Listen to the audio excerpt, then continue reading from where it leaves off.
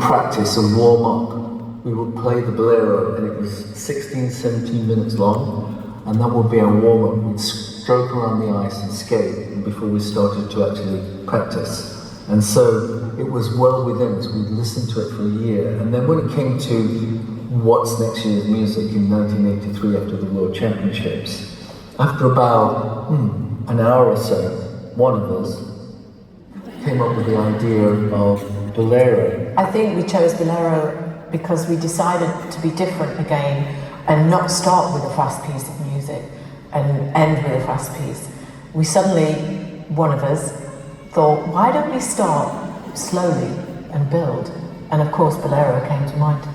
The music could only be 3 minutes 50 or 4 minutes 10 seconds within that time frame. The problem is, bolero is 16 or 17 minutes long. So we found an arranger and asked him, could he cut it down to within that time frame? He went away and came back and said, all I can do is get it down to 4 minutes and 28 seconds. We had to be creative. And in the rules of the competition, the stopwatch doesn't start until your blade hits the ice. And so that's why we ended up starting on our knees.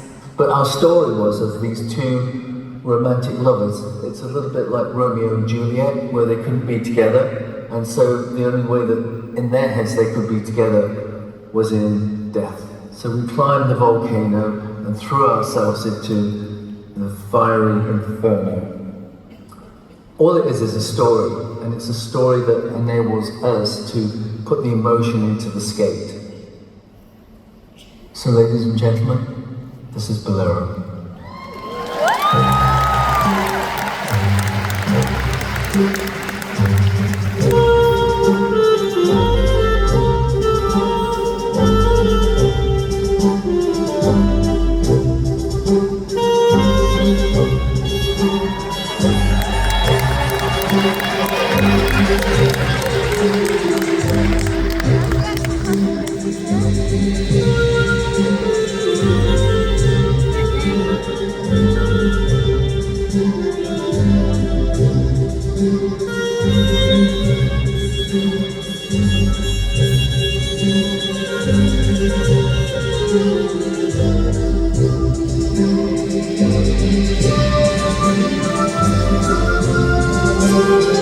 you.